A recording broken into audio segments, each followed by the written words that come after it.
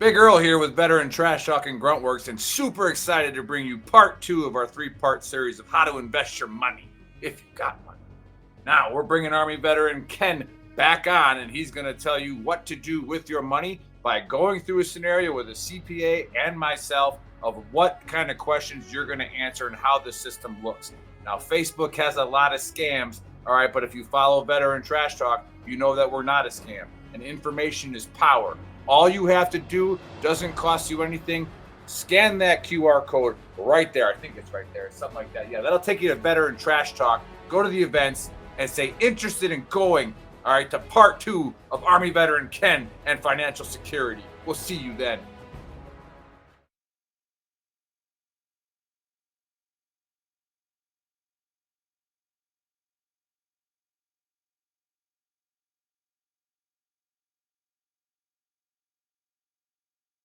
Hey, what's up, Trash Talkers? Listen, it's impossible to fight, okay, if you don't know what you're fighting for. Does that make sense? Like, if you're in the dumps and you're struggling with mental health, things of that nature, it's going to continue tearing you down, all right? Because you're consistently trying to fight something, which is that demon, which is usually something from the past, right? Maybe that why needs to be fighting for your future. Let that be your why. Get the hell up and start fighting for your future. Stop fighting things that happened in the past. Easier said than done, right? Go seek help. It's okay not to be okay. A lot of people need to hear this. You are more of a warrior and a fighter if you stand up and say, hey, this has to stop. I need to go seek help. The stigma, everything has changed. It's okay not to be okay. Here is a firm believer in all men are created equal, but not all men live equal. That is why there's a certain select number of people in the DoD who decided to jump out of airplanes. And yes, we are better than you. 100%. Now, don't be the first triggered pansy to say, well, airborne's not relevant. You haven't jumped since World War II. Well, that's not accurate, for one. And two, it's like having a jalopy or a 68 Mustang. Well, a 68 Mustang's no longer relevant. Doesn't matter. It's still a better car than yours. So take it easy this National Airborne Day and just accept that we are better than you. So, 2 things for today's Honesty Cap. First thing, how do all my boys from the 101st feel knowing that the Army decided that instead of actually making you airborne, they would just create a whole new division that's airborne because you just aren't cutting it? It sucks. Thing number 2, for all the folks who were like, oh, airborne is irrelevant, doesn't even matter. They're making a whole new division of just airborne people because they're relevant. Think about that. How's that feel? Does it hurt a little bit? I hope it hurts a little bit.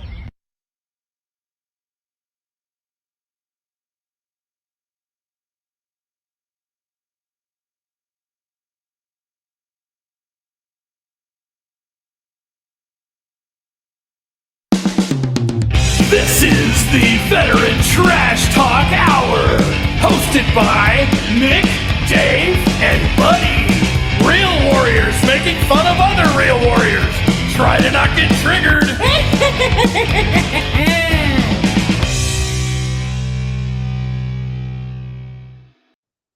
What's going on, Trash Talkers? What is up, Gruntworks Nation? Welcome to Season 2, Episode 6 of the Trash Talk Hour.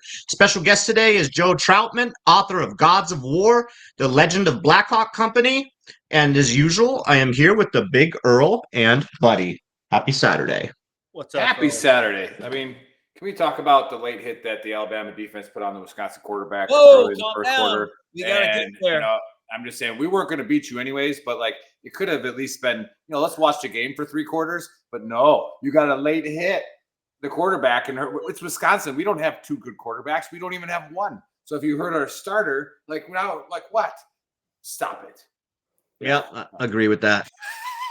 Dave, you didn't even watch. You don't even know what the fuck he's talking about. You are damn right. The only fucking quarterback. It's called sarcasm, buddy. It's called sarcasm. I only watch football.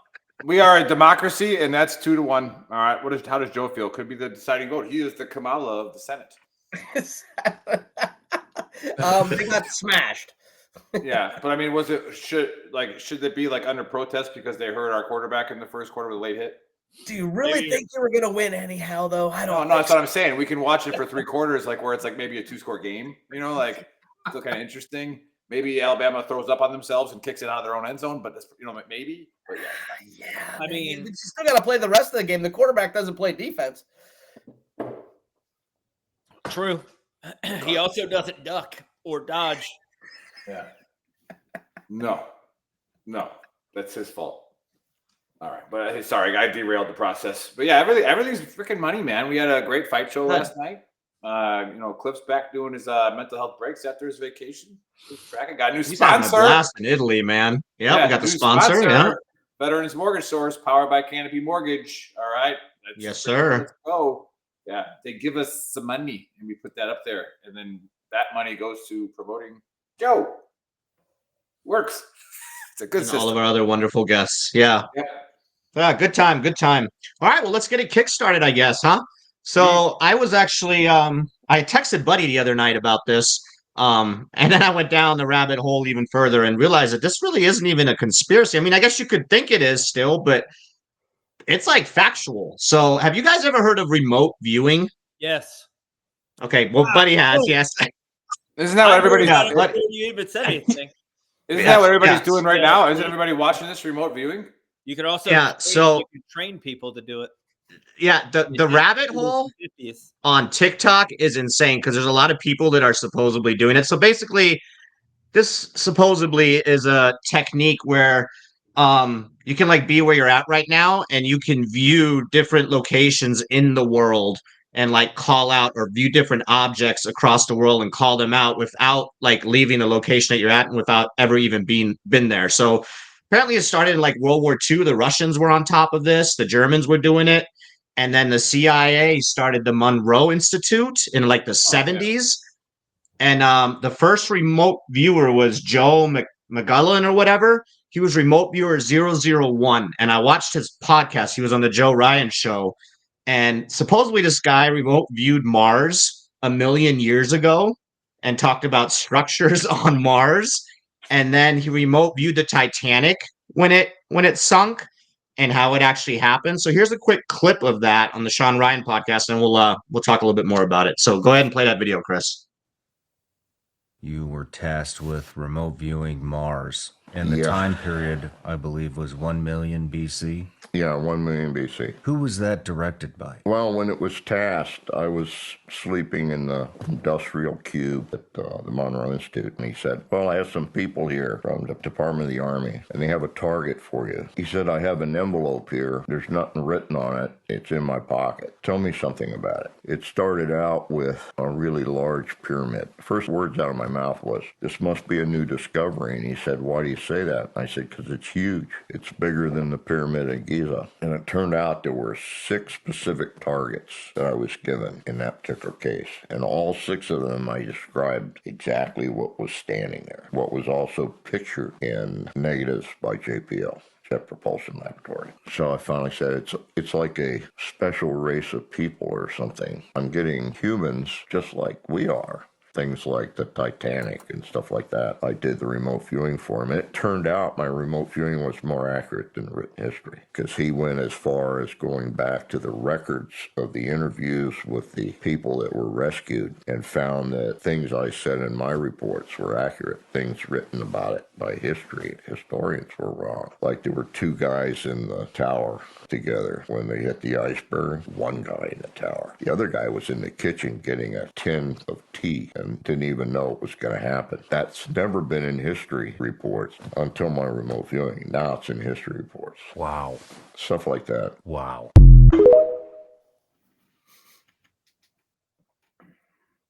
Okay, so a little bit more on this guy. He has a Legion of Merit. He was awarded one, and he's still part of the Institute with the CIA and stuff. One little story that he's very well known right now. Yeah. One little story that's pretty crazy about him too, that's documented, it's out there, is he was in Vegas, enjoying a weekend out in Vegas, and a child came up missing in Virginia, where he's from. So the sheriff like called him and said, "Hey, there's a child missing. Mom and dad can't find this kid, and can you like do whatever you need to do to figure out where this child is?" And he gave the cops the exact coordinates from a hotel in Vegas, and 20 minutes later they found this child. And there's an article out about it, and it's completely accurate. So long story short, this is still going on in the Monroe Institute. Sean Ryan is talking about going there and taking one of the classes. But yeah, supposedly they have all these capabilities of remote viewing things. What they do there in the schoolhouse, from my understanding, is they bring you an envelope that has like a number or a letter on it, and then there's a picture of something in it, and then you just look at it, and then you're able through this training to identify exactly what is going on there, but you're actually remote viewing that location. So the conspiracy behind this is this actually just bullshit, and it's to scare everybody else that we have these capabilities, right? Or is it actually occurring, and are they actually doing this stuff? And I 100% believe in it. I thought it was a conspiracy a little bit. Like, I believe in Nostradamus and stuff, right? But then after looking into this and looking at the documents that were released, it's all over the internet. And people like Sean Ryan, he's a pretty legit podcaster, right? He's got some CIA background and stuff. I think he was a Navy SEAL as well. That doesn't really mean anything. They all do movies and write books, right? You would know if he was one. Yeah. All jokes aside, he's legit, right? He's legit. So yeah, looking more into it, it's absolutely a thing. I 100% believe in it. Not a conspiracy behind this, and that is my take. Joe, have you ever heard of remote viewing, and what is your take on this? I have never heard of it before. I just watched that video, so seems a little sketchy at times to me. Okay. That's it. Is that it? You want to elaborate on that, or just you're going to leave it at that? Sketchy? Come on, you're a fixer. You're all fucked up. Like, you guys talk about. I believe in what I can see. I believe in what I can. You know what I mean? I can see and read for myself, and actually, you know, if I see something and I see somebody doing it, I believe in it. Until then, yeah, you know. Yeah. So there, and to your point, there are tons of videos out on YouTube, and like there's some of the classes are actually available online. Like everybody can do it. Like it's weird shit. So, yeah, I don't know. So maybe watch some of the videos. Maybe it'll change your mind. Yeah, I just had never heard of it before. So. Was this the guy? That went to Mars? Yes. Did he say that? He remote viewed Mars 1 million years ago and talks about pyramids and other life forms that looked like us that lived there. So remote viewing. And then there's another one. You guys remember the movie? But you only go back in the past. You don't look forward. No, you can go into the future too. He did. You guys remember the movie The Hunt for Red October with the submarine? Yeah. Like, cause he like remote viewed that submarine as well, and it's documented and it's out there, dude. Like, I don't know, man. Buddy might have some better takes. He's in the special forces community. That was a Tom Clancy book. That wasn't a real story. There is something with the submarine though. With the Red October, there is a movie. Red October was a submarine. They made that off of I don't know what year it came out. Yes, but there's actually some true story to part of the Red October. Yeah, and he was able to remote view the submarine or whatever. So anyway, remote viewing. I want to hear Buddy's take on this because this is a lot of the special forces community apparently as well from all my research. Ain't no Kandahar giant, tell you that right now. You know what? But Buddy said he had heard about it when I texted him.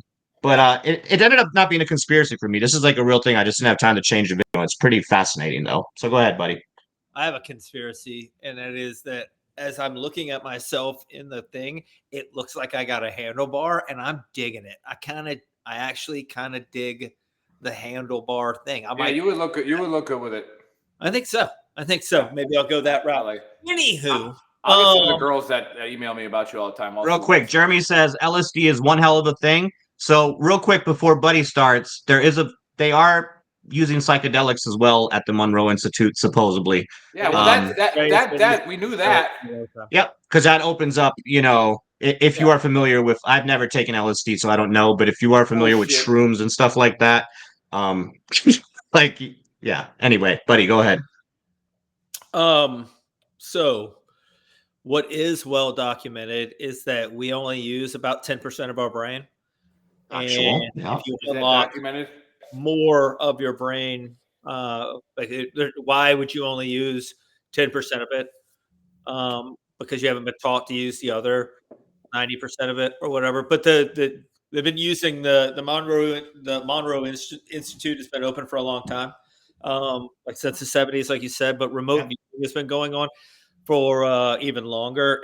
And to be honest, the reason they opened that institute was because they can teach people how to remote view.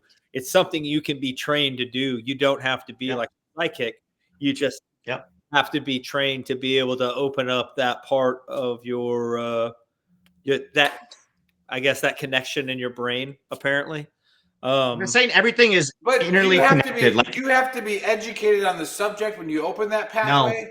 No. How does your brain know to go to that pathway? He explains it in one of the videos. It's like throwing a basketball, right? Like everybody can throw a basketball. You can just get better at throwing it. There are people that can't throw a basketball. There are people. You can still take the ball physically. You can pick the ball unless you don't have any hands, right? You can pick up the ball physically and throw it, or you can get really good at it, right? You know that, and then you can train. That video that went viral, like I think it was Buddy's aunt, where it's like that kid right there is going to be a college athlete, and you throw the ball at him and hits him in the face and knocks him over. Like no. The difference is that kid might not be a college athlete, but he can still dribble a ball. You may be able to do it at varying degrees and varying levels. I'm trying to. You're not going to be the professor at the Monroe Institute. I'm going to give the educated decision on the point on this. So I need to know more. Like, give me a second. The pathway. You probably, Nick. Everybody has the capability to do it. Literally everybody, and it's not like. Literally, like everybody has a capability of walking or running, but it's just some can run faster than others. Not everybody has that. At its base level, Nick, it's basically like its base level. You're thinking about somebody, and then they call you. That's its base, like finite base level. That is that is something like that. So the but force. When you learn how to do it more, apparently, you can see other things. And they're not seeing, like, if they were seeing into the future and seeing like everything, and it was as great as it's not like you're looking at like the lottery numbers. You know what I mean? So, well, I mean, if they were, they would win the lottery every time. So, buddy, your take, obviously it's happening. It's true. Do you think this guy remote viewed Mars? Like you said? Maybe. Yeah. Not. I mean, how do you call them out on it, though? How do you say they're wrong? Right. Why? Right. How do you just prove it, right? But who cares? I mean, at the end of the day, okay, so there were people. There could have been strippers on Mars 1,000,000 years ago. If I can't get a time machine and a spaceship, it doesn't change me. I'm not trying to use Martian. Yeah. So the other thing that they're doing at the Monroe Institute is outer body experiences, where your actual soul out of body. Sorry. Yes, Dankeschön. Ich werde mich besser mit der englischen Sprache. Yeah. Anyhow, they talk about where your spirit or your spirit or your soul, they teach that there as well, actually leaves your body and can go to certain locations, and then the people in those locations actually get freaked out and spooked out like there's a ghost there.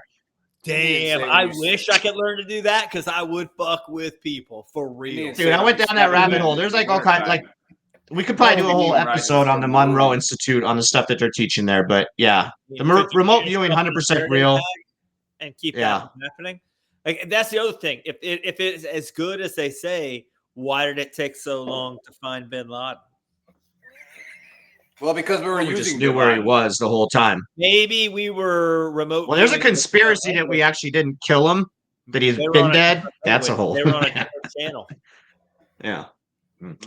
Well, we'll talk about that one some other time. It's possible, and it's probably true, but I believe that it's not accurate enough to be like, oh yeah, like who's going to win the Super Bowl this year? Tom Brady, of course. Patrick Mahomes. BTT's Bang Bang expert says, like a third eye. Yeah, that's how he explains it, like a third eye.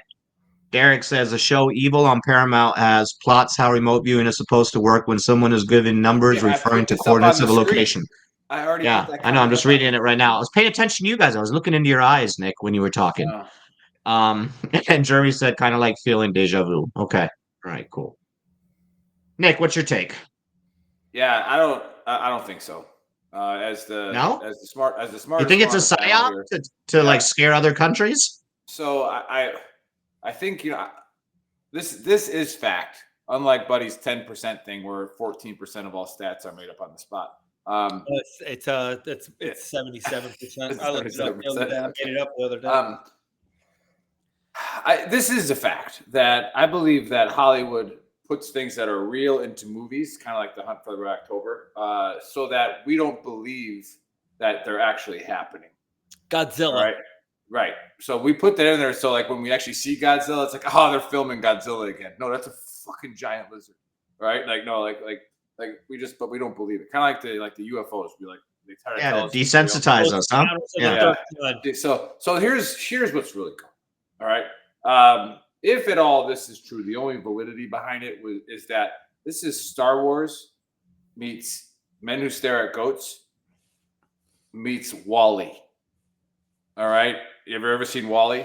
I don't understand I don't understand how the WALL-E part is. Because if you look at this guy in the video, he's literally the captain from the ship in WALL-E, where he's got no bone density anymore. Maybe. He's went to the future and he's riding around on a cart where they just feed him his food, and he has no more muscle, no more body. Just has his clothes laid on him because he doesn't fit him. Yep. Right. So that's the only way that I could justify this being true, is that Star Wars went all out and said, "Hey, this Force connects everybody, right? Like we can use the Force." And like Luke literally fought, Kylo Ren without even being there. So was he remote battling? I think that's what we call it, battling, right? Huh? Remote Jedi lightsaber fight. All right, so but then it's like Hollywood's like, well, we put way too much into that. Let's kind of back it off a little bit. Let's just kind of make a joke movie about the special forces starting a branch of people who just stare at people until they die, right? Like, and that was done at the Monroe Institute as well, from my understanding. And there's truth behind all that too. Yeah, and then it goes to WALL-E, where this guy has been to the future. And here's my other point: is if he does all this, remote viewing, did he not ever remote view like a diet? Or did he not remote view like... I mean, the dude is a badass. I mean, allegedly, his military history, like he's a little older now. He's like, let himself go, bro. But Buddy got a Legion of Merit, so let's not like... I wasn't going to say something fucked up, but I didn't want to say it. Go ahead. Maybe. Let's not make that medal too cool, like Buddy has one, right? I don't have a Legion of Merit. They didn't give it... Yeah, my Legion of Merit got downgraded as well. Yeah. So, My dad has the Legion of Merit, though. Yeah, well, your dad was better than you. So, true. That's fine. That being said, I would say that if I could see the future and saw that it didn't matter if I went to the gym every day or not, I wouldn't go to I would eat a lot. I would not just on a diet. Well, I was talking to... You were just on a diet. If I was like, if I could like read into look into the future and be like, oh, this is pointless. Like me being sore is pointless. I'd be like, nope. And so I was talking to Megan last night about it when I was looking up the conspiracy, and she's like, why aren't all of them like the richest people in the world now? Because they're just remote viewing and can like see into the future and make the right calls on like the stock market or whatever it may be, the remote viewing with like the child abduction. How do we know that when he thought he was remote viewing, he actually wasn't just studying patterns of these people's lives and figuring it out? Well, I don't know. Like they woke him up at 2 a.m. and he just called out. He just called out the location of that child in the middle of the woods. It was in Virginia. Yeah. It was in Virginia, but he literally just called out the location. Second floor. Yeah. There's an article about it. And they do, like, the police departments have psychics and stuff that work for them. Like, they call them psychics, right? There's, like, plenty of stories on that. Saturday Night Live had Christopher Walken. Christopher Walken on Saturday Night Live, he touched you, he'd be like, you had a jelly donut for breakfast. Then you drove 32 miles an hour when you were supposed to be going 35. Christopher Walken was the first one that they showed it on Saturday Night Live before Star Wars. Okay. So your take, Nick, absolute bullshit? It's absolute bullshit. And it's more of a psyop. We're trying to do that to, like, why would we openly be talking about it? Why would people that work at the Monroe Institute like he does be openly talking about it? Like, is it more of a psyop to, like, scare other countries that we have those capabilities? Well, like I said, the men who stare at goats. Are the Russians building a goat program? Yes. So then we need to build a goat program. So maybe we're making other countries spend more money on it. Yeah. Because we're like, dude, they'll believe this shit. We'll just put it in a few movies. Fucking Chinese believe everything. So my take, 100%, Buddy, 100%, Joe, I need to see it to believe it, and Nick's like complete bullshit. Good take. Bullshit. All right. Complete bullshit. All right. I like it. Good stuff. We'll have to do a whole episode on the Monroe Institute. Everybody needs to do their own research, and we'll figure it out. Maybe we can go there, take a class. Remote viewing. I mean, we should be able to just remote view it and see what it's like. Yeah. We got to learn though, right? There's a bunch of TikTokers that supposedly remote view on a daily.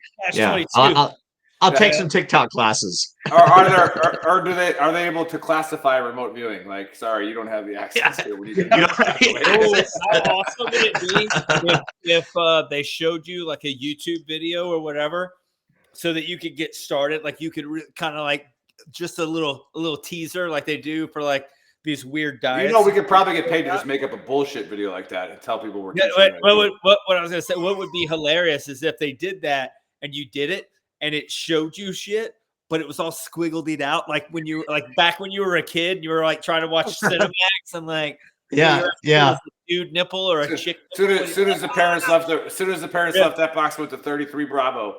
That's right. Oh, yeah. 33 Bravo, and if it was like there are very few times in my life I have ever been as happy as when I went to that channel and expected to see squiggly lines, but they were giving it free for the weekend. And when Mars, Venus, and like Pluto aligned and my parents had left and it was free. It's life-changing. Katie barred the doors. I'm like glad they didn't come back in the house with a black light. Because that shit would have blinded him. I'm glad we got a sponsor. I'm glad we just landed a sponsor. Yeah. Well, anyhow, good stuff. Good stuff. That was fun. Remote viewing. I'm going to take some TikTok classes. I'm going to start remoting the shit out of stuff. Let's just create our own. I mean, if we did that, we could teach people. We wouldn't even have to do a podcast anymore. Exactly. Because everybody could just watch what we were going to do anyways. Yeah. Yeah. Again, Wally, we don't have to leave our chair. Like, they got Wally. Got a question for you guys. What do you think about the current readiness of our military? You ask this every 3 weeks, Jeremy. Jeremy, we got to get to our guest at some point in this show. That's a drawn out answer there. True. We ready? Hey, I will say that at least my honesty cap is real short this week, and it's for Nick. So okay. Ooh, I like that. Yeah. Is it because I bought that tequila gun? Yeah. And I'm just going to direct it directly at Nick. Hey, Nick, don't be one of those guys that just because your team loses, you have a bad weekend. Shake it off. You know what I mean? Go out. Enjoy the time with your family. You didn't go to spring practice, so you didn't lose out on anything. You didn't sweat. You didn't bleed. You didn't get hit late, quote unquote. You know what I mean? Don't be mad. The replay of it. They keep showing the replay of it. Don't be mad that those boys lost to a better team. It's all right. Just move on with your weekend. And if you're one of those guys who your identity is wrapped up in whether or not Wisconsin wins against Alabama. I'm not even a Wisconsin fan. They were playing Alabama. Hey, I'm just saying, if you're one of those guys who gets real upset if your team loses and your whole week is screwed up, possibly you should get a life. Just saying, you're not playing the game. What if you didn't get yelled at by the coach? You're going to be all right. Here's my other honesty cap that we're going to go over real quick. Have you guys heard of this Chase Bank glitch? Have you heard of this Chase Bank glitch? Yep. So apparently people are taking a check, writing their check to themselves, putting it in their ATM. We're getting arrested too. And then withdrawing, overdrafting their own account. They're calling it a glitch. I think that all of those people should get shot in the face. 100%.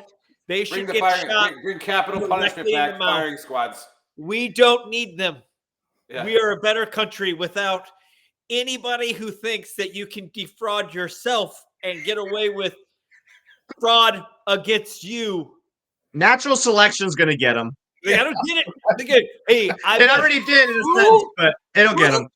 Who comes up with this plan and then briefs it to their buddies? It's like, hey, dude, I've got a plan. It's going to make us In debt. Quasi rich for the next 3 or 4 weeks, probably. Yeah. Here's the plan. And then you're going to go to jail, but we'll leave that part out. You're going to go to prison. I'm going to do a little role play. Hold on, Dave. I'm going to do some role play. This is me. This is my buddy. All right? Hey, bro. What's up? Nothing much. Just got a great plan on how to make a bunch of money. What's the great plan? Do you have your checkbook on you? It's at home. I can get it. Okay. Don't stop me too early, but here we go. All right, let's do this. All right. Write a check. To who? To you. Write a check to you.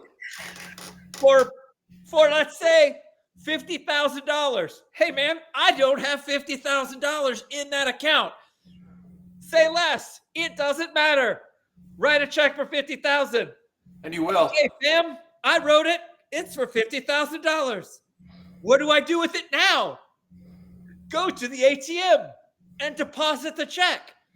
Again, did you not hear that I don't have $50,000? Calm down. Just do it. Okay, I did it. What does your account say? It says I have $50,000, but I didn't. My bad. I got confused, but I didn't. Cool. Go back to the ATM and withdraw $50,000.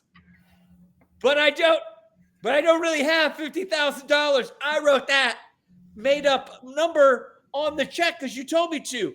Just do it anyway. Okay, now we have $50,000. Let's go buy stuff. Fast forward. Hey, man, the bank and the cops are coming after me. Why? Did you commit fraud? Well, fuck, you told me to. I'm an idiot. Here they come, and they're going to shoot me in the face because I'm fucking retarded. Don't defraud yourself. Hey, I was talking to Chris, you better get all this shit. I was talking to an FBI agent the other day, and he was like, it's like kiting. And I was like, no, it's not. Kiting has several accounts. This is fucking stupid. This is just dumb. You're just stupid. It is. This is the equivalent of giving money to a prince in Uganda. It's in Nigeria. 5,000 to get Nigerian princess. You 100% deserve to lose every bit of that money. You could not handle that money anyway. It's better off with whatever scammer has it because you're an idiot. I haven't gotten one of those emails in a long time. The Nigerian prince emails. Yeah, I gave them all the money. They're free. Yeah. And why would I need to give a Nigerian or a Ugandan prince $50,000 or $5,000? They have diamonds there. I could legitimately.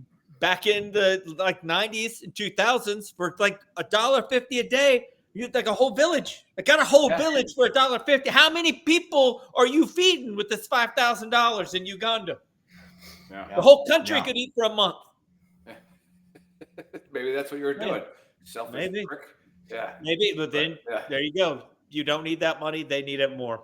Yeah, you're watching this video, writing the check thing down right now. That's going to be the next thing they're going to be doing. They're going to come back and they're like, well, we heard it on VTT that you could do that. It's a glitch. We're literally talking about scammers, and I get a text message. Hi, Michael. This is Jane. And I said, I don't know you. And then I get a picture sent. Ha! You not know today, me. ISIS. Not today, motherfucker. I just saw a meme with her picture on it. Like, yeah, bro. I think it was the Angry Cops guy had that on his phone. Better. This reminds me a lot of a conversation we had in the 2nd Platoon 2505 office with Dave when Dave was literally just came in. When Dave was a new American, and he thought that I've always been an American, Nick. I'm just a little cultured, okay? And he goes, get it right, dude. He's like, have you ever heard of the Powerball? I'm like, yeah. No, this is so inaccurate, dude. And then he's like, dude, if we just buy like 100 tickets, dude, we're gonna win. Think about it, 100. And like we're trying to explain. It was like, Dave, like that was probably Gabe. I don't know how you would think that I would have done that. They have a lot. They call it Lotto in Germany as well. They don't. No, they don't. Right? Of course they do. Shit. bring somebody on. There's no Kaiserslautern. There's no K-Town. All right, like the stripper told us. It's all not real. Yeah. Germany has There's a always different 1%. lottery. They have a different lottery. I've heard. This reminds me of that where like people are just sitting in a room going, we could just write ourselves money, and then it's ours. Yeah, we just keep it. They'll never track us down. How are they going to track us down? All we're doing is writing a check from our check or from our checkbook to ourselves and withdrawing it from our own account. And then maybe Chase Bank probably Chase Bank probably did this on purpose to get some some press. But like, I don't get it. Chase Bank is going to make off this though. Oh my God! At the end of the day, they're gonna take a hit at the beginning, but from the fines and all of the other stuff, I mean, honestly, it's a brilliant move on Chase Bank's part if they did do it, just to launder money. Right. So yeah, there's more to this. There's more to this. There is way more to this. Yeah. Like has to be. Yeah. We got a check from Veterans Mortgage Source, a motherfucking lending company, right? Like they literally give people millions of dollars. And the bank put a 7-day hold on the check. I'm like, it's from a fucking lending company. How do these checks clear? Yeah, well, you know what's like I said, I think the reason that they don't do it for your own personal check is because the bank is naive in thinking that you would never write a bad check to yourself. Because why would it's a Ranger plan? Why would a human do that? It's a Ranger plan. It's a bold plan. Yeah. Right. No, sorry. A simple plan, boldly executed. Right. Violently executed at some points. Nobody's ever going to have a firewall up against this because it's too fucking stupid. Yeah. Like they're not going to put a guard over there because nobody's climbing up that mountain. Oh, we're doing it. Like, yeah. So, exactly. That's what it is. Anyway, that's my honesty cap. I'm gonna go get a cup of coffee though. So I've never heard anybody come in from Canada before. Hey, Canada, hey there, hey. Hey, what's in the boots, Canada? Yeah. Are you playing with your hockey stick with your beady little eyes and your floppy little heads? So that's from South Park. But anyway, yeah, great honesty cap, buddy. We'll see you in a couple minutes. He's probably going to take a poop because he drinks European coffee now. Not quite sure. But for the record, because he can't defend himself anymore, I don't give a crap about Wisconsin football. I played college football, so I didn't really not a fan of it. But yeah, I was hoping that they'd make it a game so I could be like, hey, buddy, like Alabama had a tough scare today, but it didn't happen. All right, but I have the distinct pleasure of introducing our guest. All right, Joe Troutman, who authored Gods of War, The Legend of Black Hawk Company, 123 Infantry. All right. Now, this is pretty typical of Fistler behavior. I just want to put that out there. I am like my best friends in the Army, besides like Dave, are Fisters, like Broadhead, Bill's a Fister, right? Like, all these guys, I've always gotten along with Fisters. The problem is I guarantee you, I'll leave it up to him, but I guarantee you he's probably said this over 100 times, easy, over 100, that Fisters are just like infantry, only better, right? Because they can do more. And then he writes a book,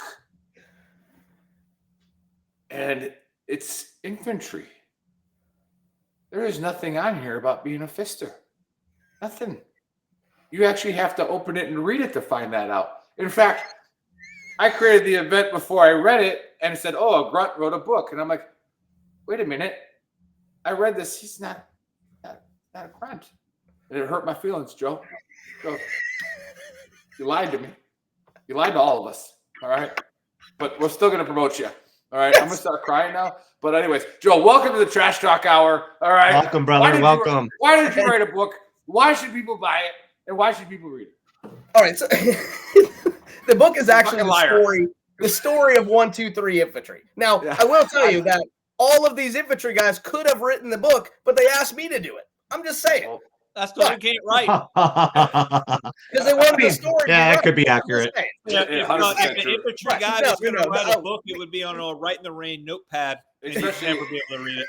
There's a high percentage that's true. Especially a striker unit when you got First Sergeant Moss. Oh, gross, you baldy.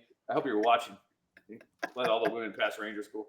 So, the story's great. It goes from the time before we had strikers, when they just had tanks and Bradleys, and they decided to, take this unit that was the worst unit in the Army and be like, we're going to make you a little bit better.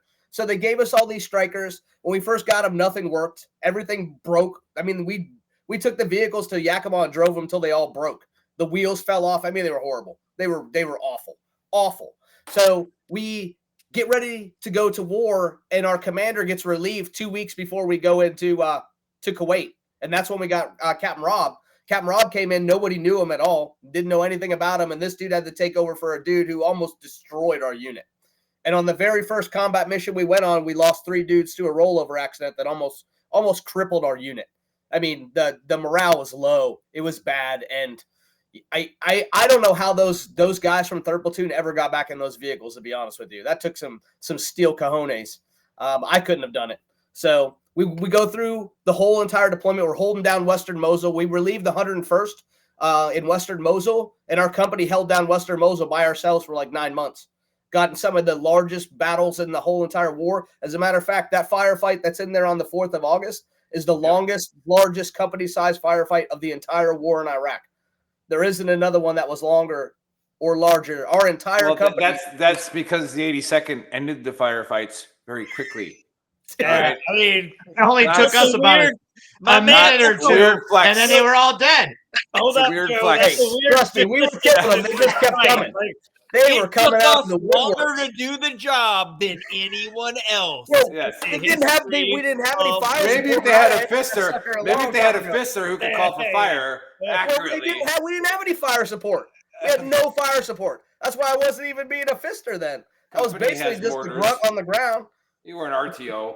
Yeah, yeah, pretty much. That vehicle was the retrans vehicle. Stop it. Yeah.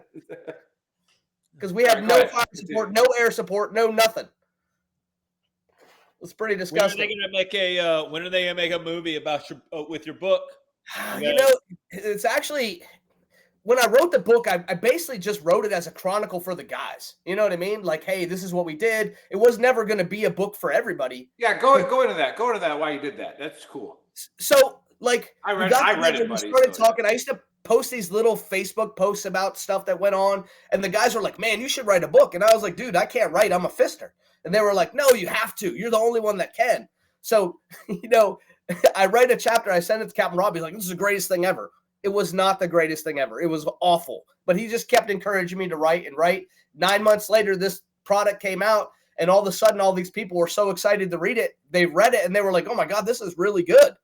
And I cannot believe that I'm ever at a point where anybody would ever want to read anything I wrote. But the guys who were there, they love it. They tell me that they can't put it down because it's so real that it takes them back to that place and that time and those battles. It's so accurate. And, you know, that's why I did it, was for them. Yeah. But yeah, go talk about, like, just, you said that you did it for them, but talk a little bit about that. Like, did you have to pull stories from people again? Did you go research it? Like, hey, can you talk about that night again? I did both. Yeah. I did a lot of research. I got a lot of the mission logs and the mission reports from the actual missions, from the actual people when they were written right after the battle, like kind of like the AAR's mission logs before storyboards and all that other stuff. That's how you used to do it. You just write a little report up on the little typewriter. And I actually got those ones right there. I did some Freedom of Information requests for some of the talk logs and some of the radio transmissions and stuff like that. But a lot of it was interviewing, I mean, well over 100 guys that were in the unit at the time, taking their stories, piecing it together with some of the things that I kind of built. That the actual 4th of August battle, I had to write 4 times, 4 different ways, because, you know, I was a platoon sergeant that day, but I never knew what the other platoons were doing because I was too busy trying different not perspectives. to die. Yeah. So I never knew what 1st platoon, 2nd platoon were even doing on the ground. I had to get their perspectives, tie it all together, and then kind of make it, you know, seem legit, because you can't write about yourself the whole entire time because there's so much going on, and you got to try to make it last over this 11-hour battle and tie all together. It was difficult, but most of it is their stories. It's the dude's stories that I put together into one giant mesh. And, you know, and a lot of the guys, they were skeptical at first, like, "Oh, you're writing a story. This is going to be dumb." Okay, so they wouldn't talk to me. And then about a month later, right before I'm getting ready to publish, everybody and their brother comes out of the woodwork, and they're like, "Hey, can you add this in the book? This is going to be great." dude, where were you a year ago when I'm trying to write all of this? Like, yeah, it was a difficult process, but it's fulfilling because hearing these guys from when we first started talking to now, there's so much, they've opened up so much, and they've got a lot of stuff off their chest that they haven't talked about for 20 years, you know? Yeah. And it's great because now when I have conversations with them, they perk up and they're bright. One of the guys that I talked to, his wife said he hadn't talked to anybody in 15 years about anything. And now all of a sudden he talks all the time and his life seems so much better. I'm not saying I'm life changing. I'm just saying the process itself can help people, you know? Yeah. And I was going to hit on that, Joe. I was going to hit on that real quick. Like, when did it, after getting out and stuff, because this was obviously years ago, when did you like just decide, hey, I'm going to do this and I'm going to do this right now and write this book? Like, was there a catalyst that drove you to it? Like, was there something that you wake up one day and just say, hey, I want to do this? Or like, what got you to that point? I struggled mightily after I got out. I did almost 18 years, and then I had to have spinal surgery. And I woke up after spinal surgery, and I was paralyzed from the waist down. I had to learn how to walk again. It was not an easy task for me mentally and physically. It took me about 6 or 7 years to get right with Jesus, basically, that, hey, you know what I mean? This is okay.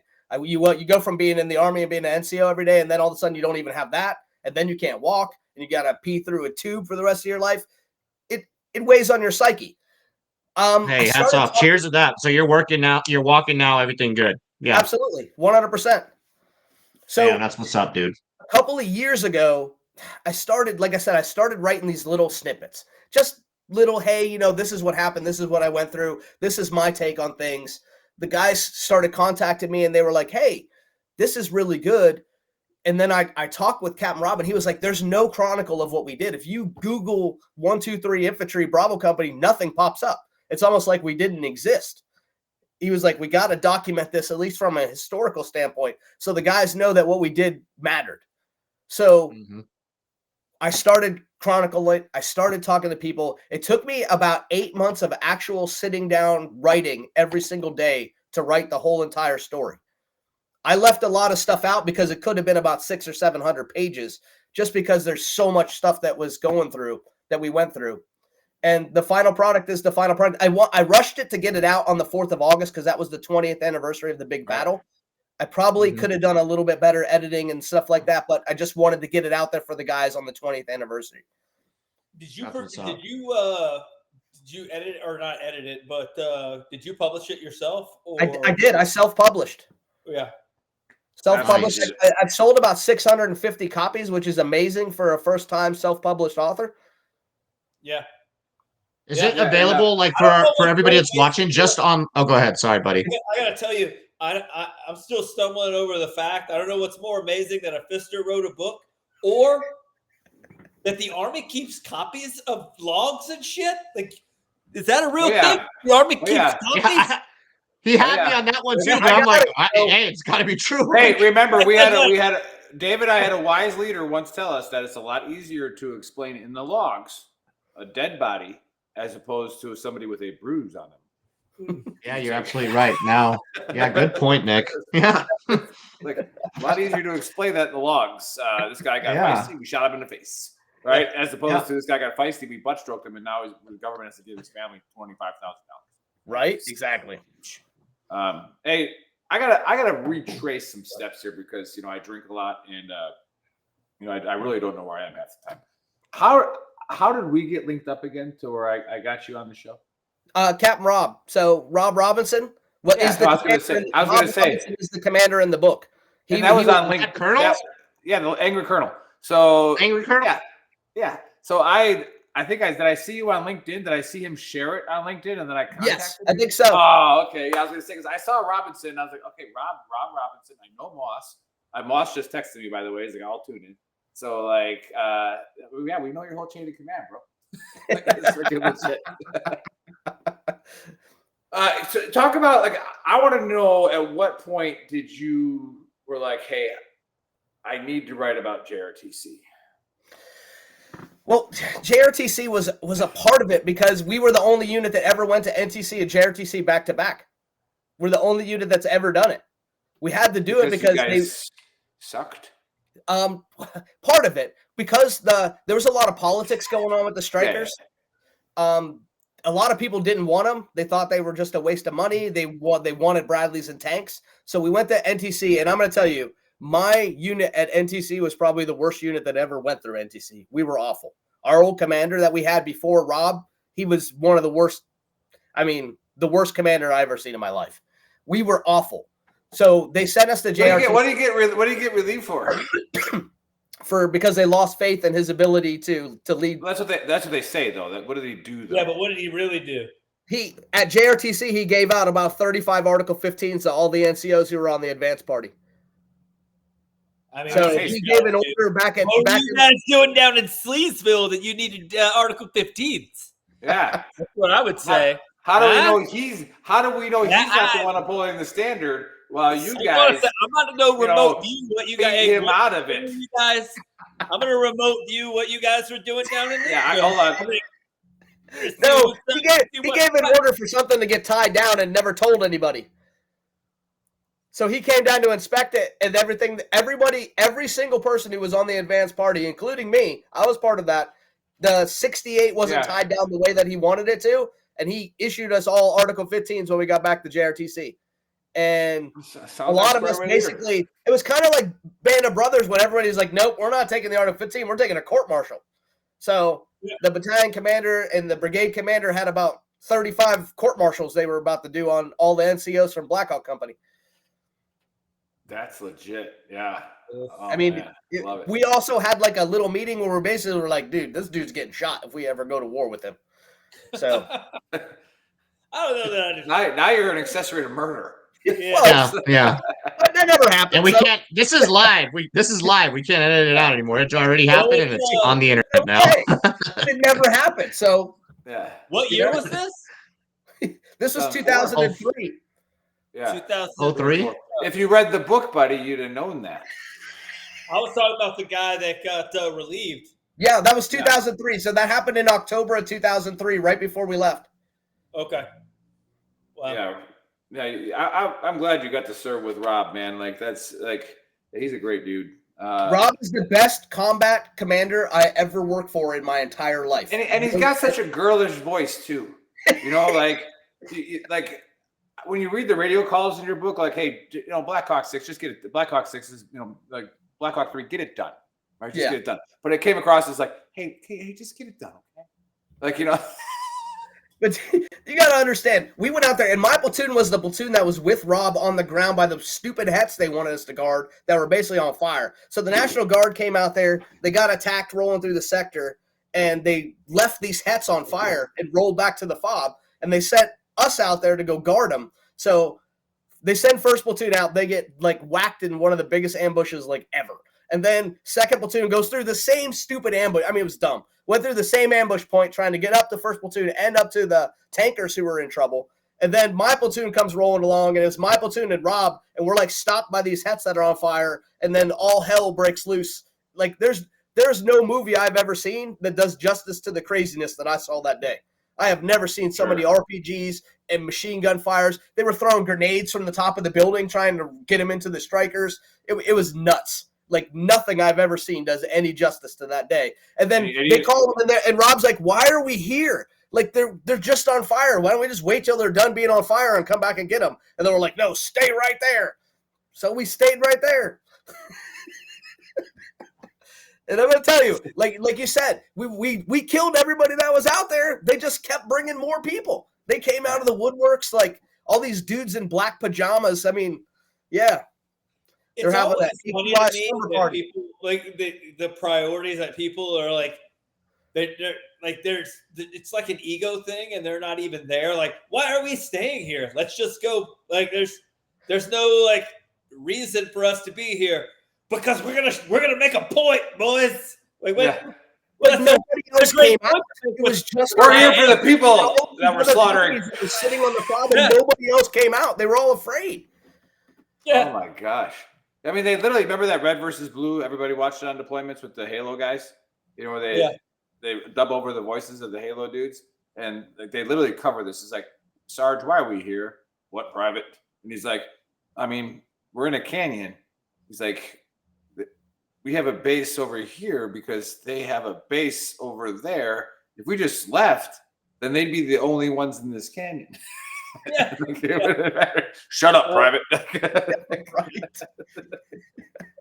Oh my God. Oh man, I gotta get Rob on the show. I wish I totally forgot that's how we got connected. Otherwise I probably would have had him come on. That would have been super cool. Yeah, we have a guy from our battalion who decided to become a man and become airborne after about 6 or 7 years.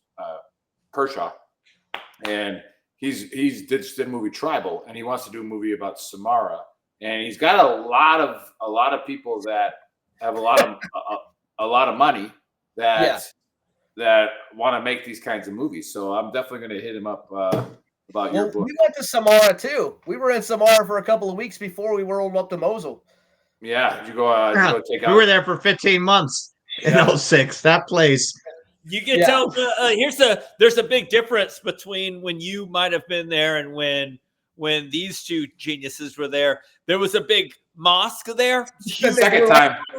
Yeah, it wasn't there when they left. No, I was drinking coffee and smoking a cigarette when it blew up. That was cool. Jesus. I was like, That day, bro.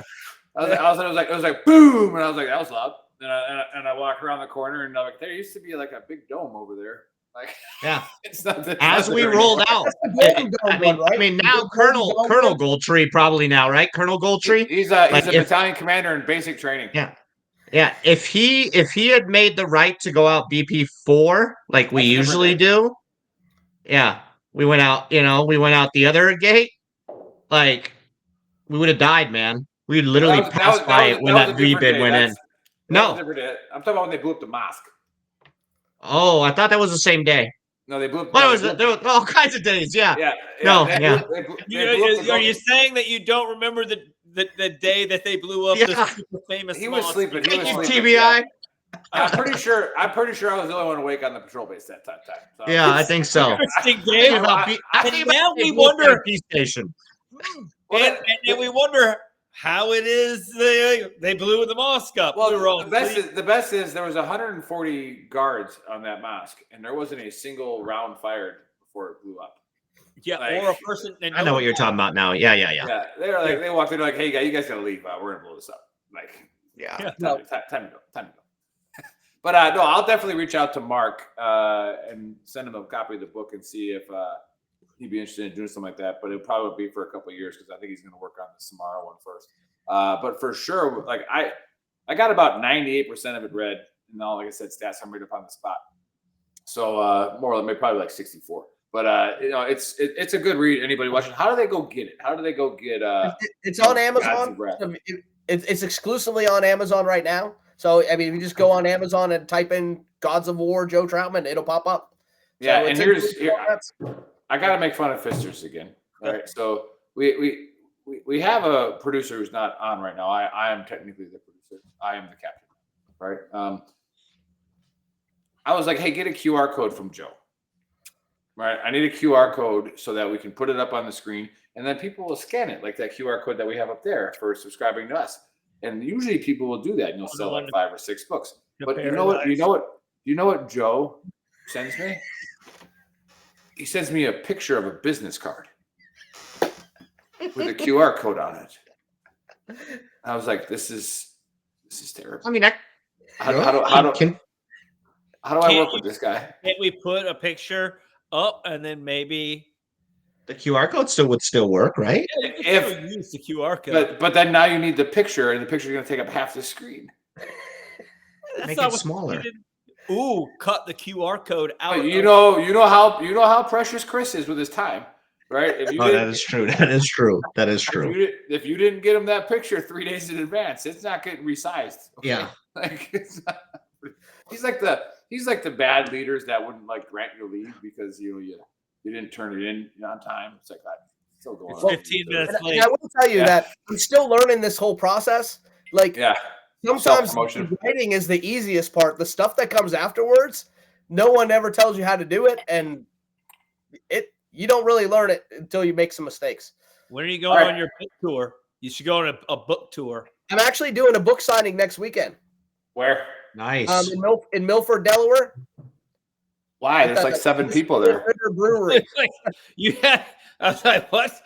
Yeah, we'll be at the quick trip there on Main and Second. Not trying to sell a lot of books, are we, Joe?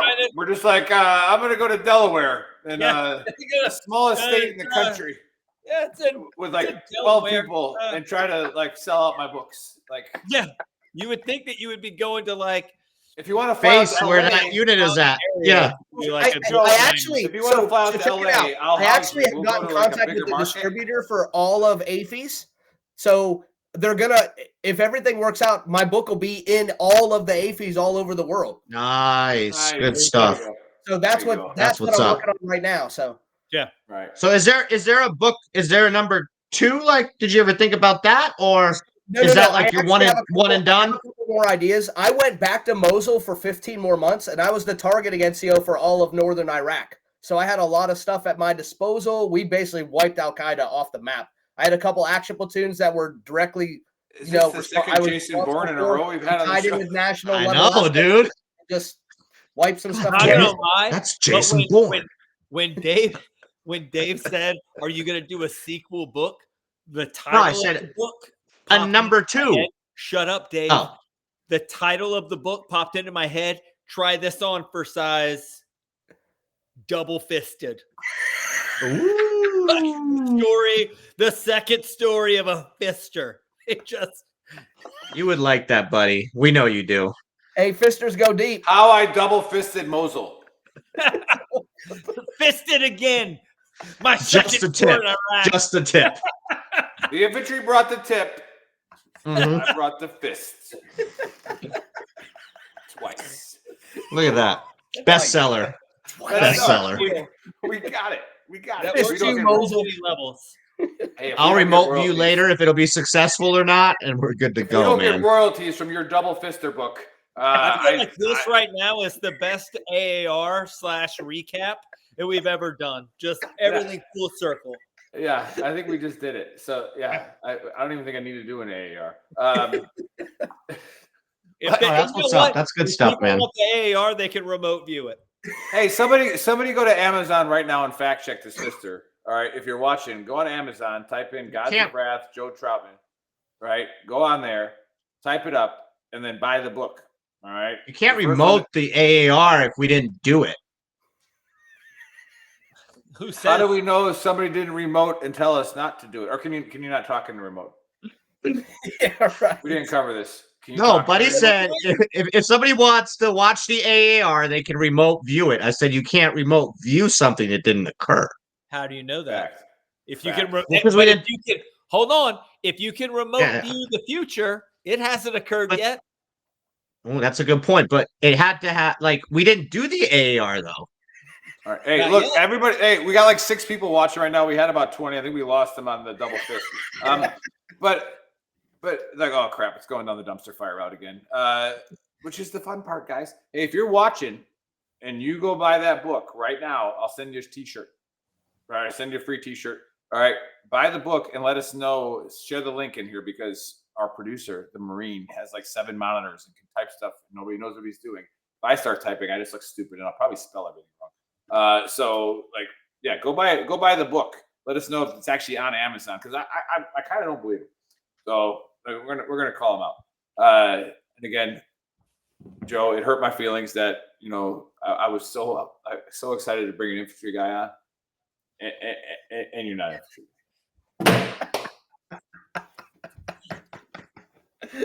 Sorry, Valor. Yeah, well, sorry. I'm always happy to have your own. Yes. Done. Just purchased it. All right, it's on there. It's on there. Hey, can you put the link on the chat, Linda, please? That'd be awesome. I'll send you a T-shirt anyways. So you could have just asked for one. But that's what that is. Okay. Is there anything else you want to say before I get into the AAR? Like, is there any other thing you want to pass on? Verified. Or anybody you want to shout out to, or like the process of it, anything like that? There we go. Boom, we put it right there. It works. I just want to say thank you to all of the guys, like the whole entire unit. they took me in. Like you said, I am a dirty leg fister, so they had no business Terrible. even. The worst of the worst. The worst of the worst. Absolutely. Yeah. And these at dudes least you treated could me have like family, and they still treat me like family to this day. So they're always going to be my family. And without them, this story wasn't possible. This isn't my story; it's their story. So it's all of our story, and that's why I wrote the book, and that's why I'll continue to do the things, because I want to give a voice to the people who can't or won't give a voice to themselves. And yeah, that's a really cool thing, and I'm glad you did that. And I know it probably helped some people that were struggling. So that's really cool that you did that. Okay, for the AAR. Obviously, Buddy supports dirty football playing.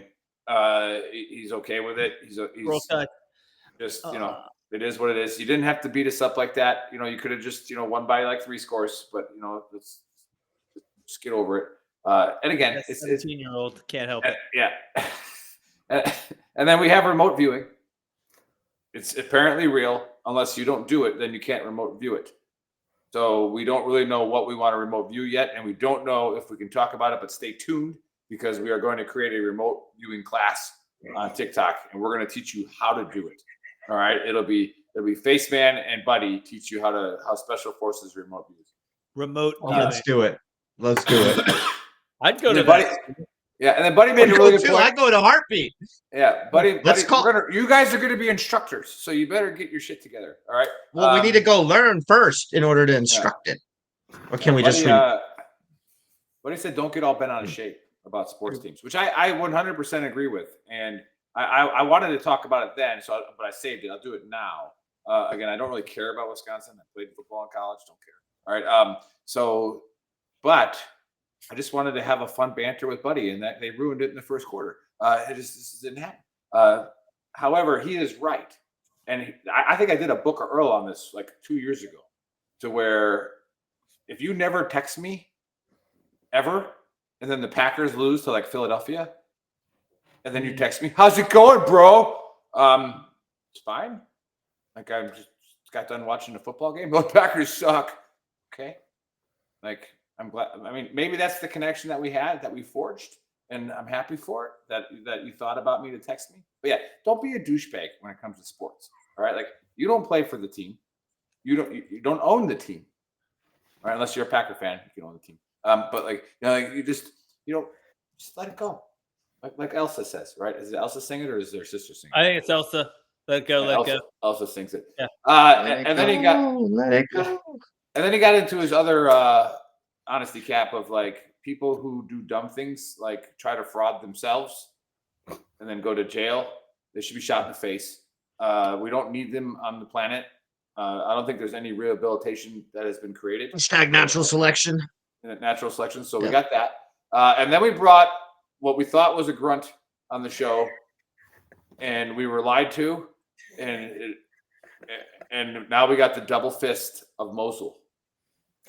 Hey, if you want to moderate for us, Joe, all right, you'll be the VTT's double fist of Mosul.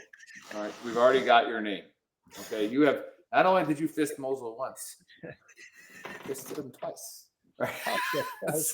Like, I love it. But yeah, that's the AR. Dave, what we got? Joe, any final words?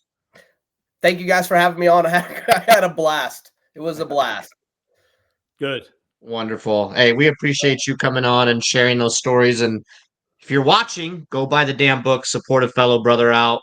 If you missed the show, you tuned in late, go to VeteranTrashTalk.com. That's our website, which has all the links. You can listen to us on Spotify and Apple Podcast, or you can rewatch on YouTube, which if you're watching right now, go give us a quick like and subscribe. We are shadow banned on YouTube, and we would love to get pushed through the algorithm a little bit more. If you're interested in our merch, go to shop.veterantrashtalk.com. Buddy is wearing the Quit Being a Triggered Pansy shirt from what it looks like. Yeah. Nick is wearing Just a Tip. That's a great conversation starter. It's hilarious. If you can't see on the screen, that's a little bullet right there. Unless you have daughters, do not wear it in public with your daughters. They don't like it. Yep. I am wearing one of my favorites, the American Infidel. All right. You can get that at shop.veterantrashtalk.com on Shopify. Support us. We'll catch you guys next Saturday. Faceman VTT out. Peace.